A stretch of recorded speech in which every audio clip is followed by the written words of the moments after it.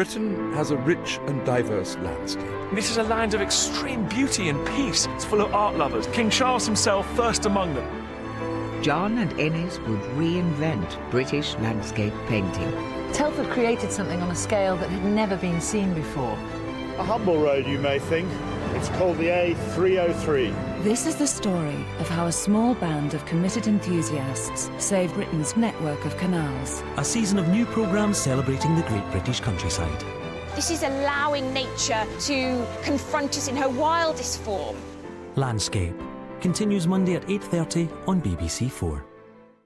Our great country houses, the most familiar and yet intriguing sights Britain has to offer. With exclusive access, Dan Cruikshank uncovers the secrets behind 6 of the greatest country houses normally hidden from public view. What triumphs and disasters this house can bear witness to. Family estrangements, fortunes lost. People are being murdered. These houses offer a guided tour of our nation's hidden history.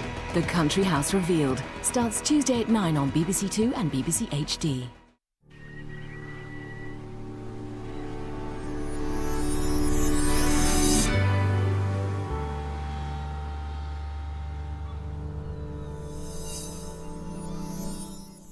Rubicon continues here on BBC4 in a few moments' time, but first it's Noggin the Nog now, and the Ice Dragon.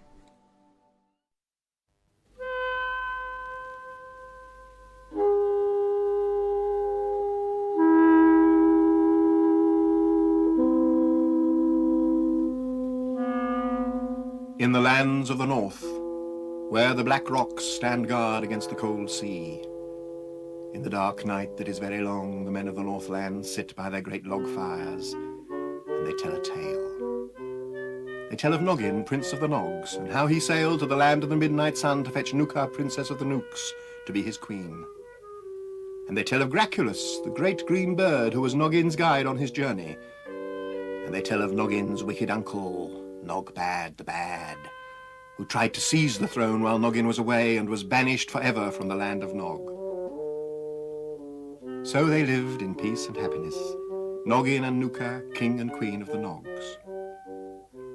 The years passed, and one fine spring morning, when the sun had melted the snow from everywhere except the tops of the mountains, Graculus was flying above the castle. He wasn't going anywhere, just taking his morning exercise.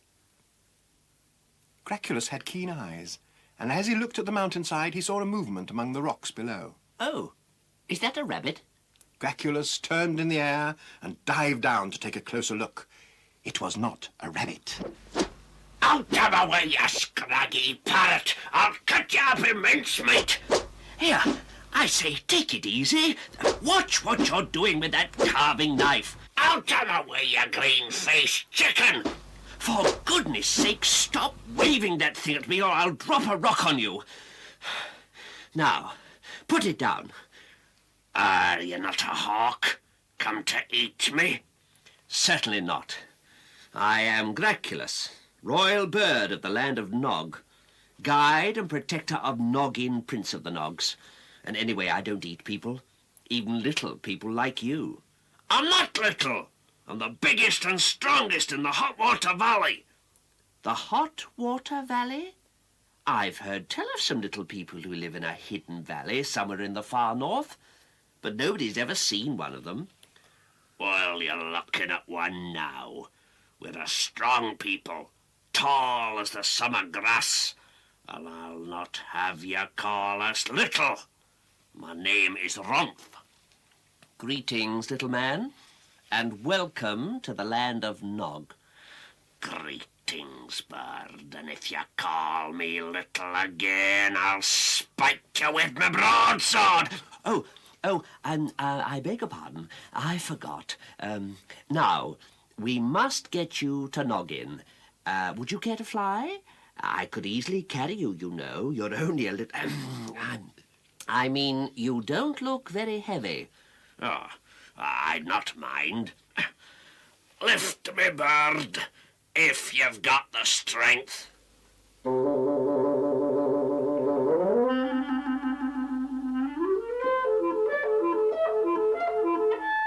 Graculus bore the little man aloft, high over the hills, and down towards the castle of Noggin the Nog.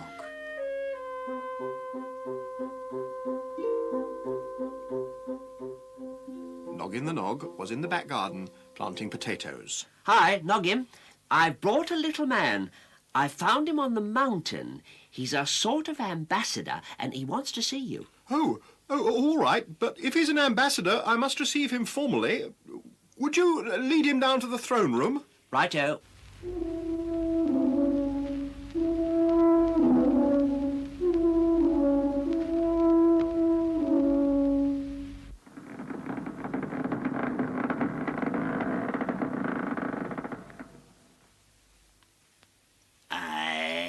Yon bird was right. I am a little man. Greetings, Noggin the Nog. Greetings. Sorry about all this ceremony. Gracchulus said you were an ambassador, so I had to receive you formally. My name is Runf. I come from the hot water valley behind the Glass Mountains, and I bring you the greetings and homage of our people. Greetings, Ronf, and thank you. Do have a cup of coffee. Oh, thank you, Prince Noggin. I have a terrible tale to tell. Tell us your tale, Ronf. For many, many years, the people of the hot water valley have farmed and grown their crops, doing no harm to anybody and living in peace.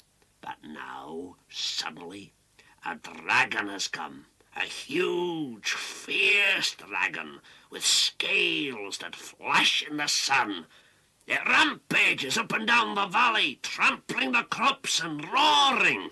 My people are afraid to go out. They hide in holes and caves. Oh, Prince Noggin, the hot water valley is part of the land of Nog, and I've travelled many days through the snow in the great forests to bring you the humble greetings of my people and their prayer that you will rescue them before they starve. Oh, dear. I am sorry to hear that. Thor Nogson, are you any good at fighting dragons? I don't know. I've never tried. Well, make ready an expedition. You and I are going to the Hot Water Valley to fight a dragon. Oh. They took a long sledge with wheels and runners and 6 strong dogs to pull it. They loaded it with provisions and sat Ronf on the top. You hold on tight now. Aye.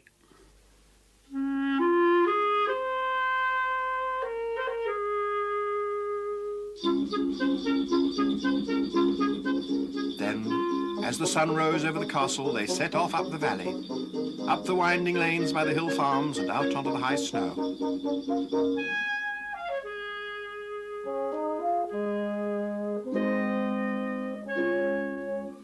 The warm summer days they had left behind were soon forgotten, and all they saw before them as the wind cut across the snowy waste was the great black forest of Trolleskow, and beyond that the peaks of the Glass Mountains.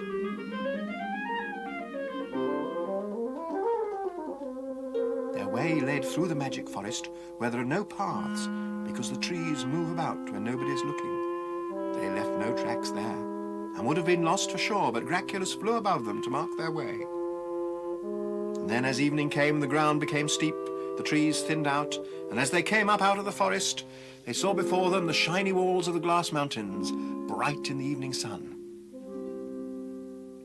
They set up their camp behind a rock and made a great fire to warm their toes. They had boiled eggs for tea with toast to dip in them, and everybody was pleased that they had come so far without any trouble. All that is, save Gracchulus. He looked sad. Come, Gracchulus, what ails you, old bird? I know this place. I feel it in my bones that I've been here before. I feel it very clearly, and yet I don't see how I can have been here before. Perhaps you dreamed it, Gracchulus. Dreamed it? Perhaps I did.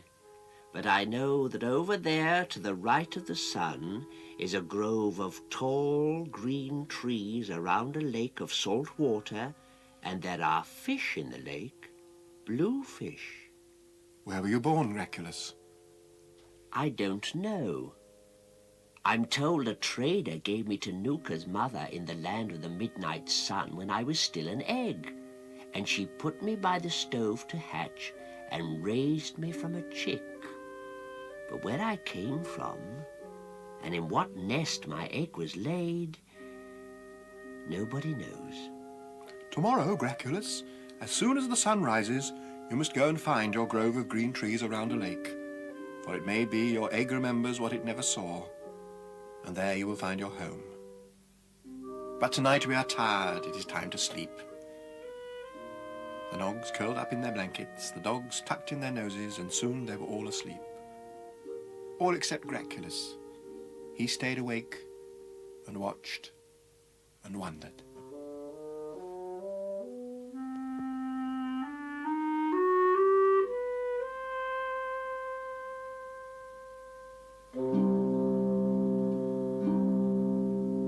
And there's more Noggin the Nog here on BBC4 tomorrow at 7:30. Hérna hefst frásögn af fjarlægu landi, af afskiptu svæði með eldi og ís, gróðursnautt, hrjóstrugt, dularfullt. En þó var þjóðin hugrakk, þrautseig og einstök. Hún sótti þrótt sinn í jörðina þar sem hún stóð, fegurðin barst henni frá stjörnunum og því meiri kröfur sem ættirinn gerði, þeim mun einstakari var þjóðin.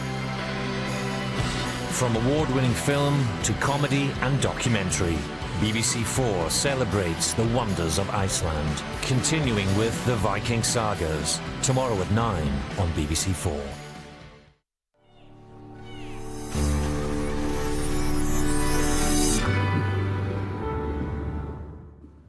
We're charting the volatile history of chemistry with Jim Al-Khalili here on BBC4 this evening in 45 minutes.